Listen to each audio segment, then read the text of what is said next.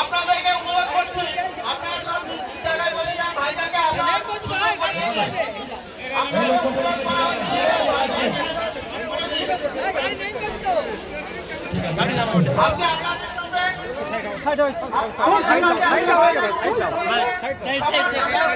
ভাইজান দেখা করবেন।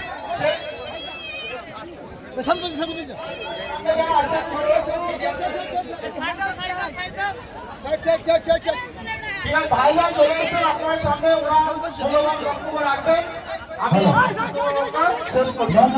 ভাইজান জিন্দাবাদ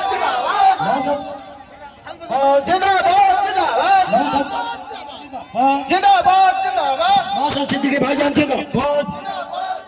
মঞ্চে উপস্থিত হচ্ছেন নওশাদ সিদ্দিকী ভাইজান।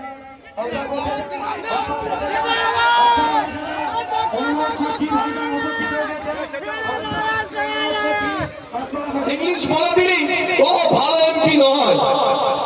এমপির পারফরমেন্স তখন হবে বাংলায় বলবেন কি ইংলিশে বলবেন কি হিন্দিতে কি তামিল তেলুগু যাই বলেন না কেন, তিনটে রাজ্য তো ইংলিশে আপনার অফিসিয়াল ল্যাঙ্গুয়েজ, তিনটে রাজ্যের ওখানকার যারা মেথড তারাও ইংলিশে কথা বলে। তো ইংলিশে কথা বলে কি হচ্ছে ভাই, মাথায় নিয়ে নাচতে হবে নাকি?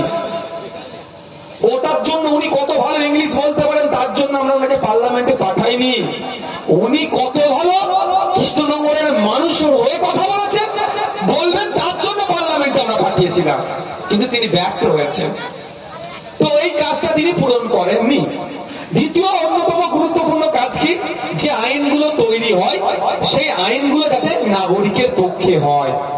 যদি নাগরিকের পক্ষে আইন তৈরি হয়, আরো ভালো কিছু যদি আইডিয়া থাকে ওই আইনের মধ্যে তিনি বলবেন। আর যদি আইন এই আদানি আম্বানি শিল্পপতিদের জন্য তৈরি হয়, গরিবকে শোষণ করার জন্য হয়, ধর্মে ধর্মে বিভাজন করার জন্য হয়, বন্যে বন্যে লাগিয়ে দেওয়ার জন্য হয়, আদিবাসীদের জমি জঙ্গলের অধিকার কেড়ে নেওয়ার জন্য হয়, তাহলে তার এক্সট্রিমলি অপোজ করবে, তার বিরোধিতা করবে। এটা তো কাজ। কিন্তু বলুন, যখন কৃষকদের বিরুদ্ধে আইন পাশ হলো পার্লামেন্টে, তখন মহুয়া মিত্র মহাশয়ের কি ভূমিকা ছিল? নীরব দর্শকের ভূমিকা পালন করেছে। যদি তেনার বিরোধিতার কোনো থাকে তাই ভিডিওটা প্রকাশ করতে বলবে।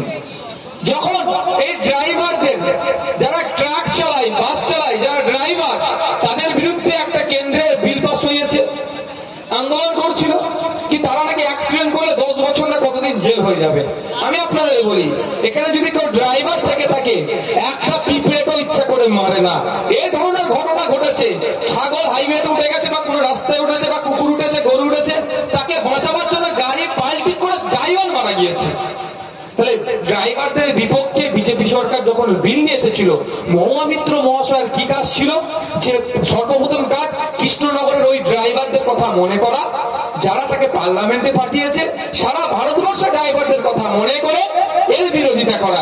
কিন্তু তিনি করেননি, তিনি দায়িত্ব পালন করতে পারেননি। তিনি যত ভালো ইংলিশ বলতে পারুক না কেন, কিন্তু তিনি তার দায়িত্ব পালন করেননি। 3 নম্বর গুরুত্বপূর্ণ কাজ কি? ইউনিক আইডিয়া থাকলে, যেটা হয়তো শাসকের নয় বা কারো নয়, তেনাকে শেয়ার করা হয়নি। এনার ইউনিক আইডিয়া আছে কি বলতে পারবো না, কিন্তু আমাদেরও ক্ষুদ্র হলো আছে। আমরা যেমন আপনাদের জন্য ইউনিক আইডিয়া রাজ্যের মন্ত্রীকে দিয়েছিলাম, আমি আমার কথা বলছি, কি দিয়েছিলাম? এই কৃষ্ণনগরের মানুষেরা যারা আছেন, আপনাদেরকে হেভি ট্রিটমেন্ট নিতে কোথায় যেতে হয়?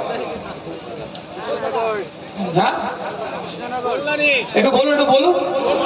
কল্যাণী এমস আজকে তৈরি হয়েছে বলে, তার আগে একটু জোরে বলুন না ভাই, ওইটাই তো আমরা শুনতে চাইছি। কলকাতাতে যেতে হচ্ছে, তার আগে তো নয়, নাহলে ব্যাঙ্গালোর চলে যেতে হচ্ছে। তো প্রশ্ন এখানে, কিন্তু কলকাতায় কল্যাণী এমস হওয়ার আগে পর্যন্ত বলুন, কলকাতায় যারা এখন অনেকে যায়, কল্যাণী এমসে অনেকের বেড পায় না বা ফুল ফ্লেজ এখনো চালু হয়নি, কিন্তু কলকাতায় এখান থেকে নাকাশিপাড়ার একজন কৃষক, একজন ভ্যান চালক কলকাতায় তার পরিবারকে নিয়ে ট্রিটমেন্ট করতে গেলে ওই দিন মাঠে যাওয়া বন্ধ, ওই দিন ভ্যান চালানো বন্ধ, ওই দিন চায়ের ঘুমটি ছিল সেটা বন্ধ। এক কথায় তার রোজটা ওই দিনকে বন্ধ হচ্ছে, কলকাতায় যেতে হচ্ছে। এখান থেকে কলকাতা যেতে গেলে গাড়ি ভাড়া লাগছে, 1 নম্বর। 2 নম্বর গাড়ি ভাড়া লাগছে। 3 নম্বর, কলকাতায় গেলে আপনার পেশেন্টের এমার্জেন্সি, আপনি কি বলছেন, ডাক্তার বললে এক্ষুনি ভর্তি করতে হবে, বেড বেড নাই, হয় না সমস্যা? দালাল কিন্তু আপনার সাথে সাথে ঘুরছে, একদম বেড নাই বেড নাই বেড নাই করছে। দালাল আসে বলছে 50,000 দাও, 30,000 দাও, 20,000 দাও, বেড করে দেবো। এটা আমি বলছি না, মমতা ব্যানার্জি নিজে বলেছেন দালালের রমরমানে উনি খুব চিন্তিত উনি বলছেন, কিন্তু সমাধান করেনি। সমাধানের জন্য নওশাদ সিদ্দিকী আর রাজ্যের আইনসভার সদস্য করে প্রস্তাব রেখেছিলাম। আসুন আমরা সমাধানের কথা বলছি। আমাদের বক্তব্য, এখানকার ব্লক হসপিটাল, এখানকার জেলা হসপিটাল থেকে কলকাতার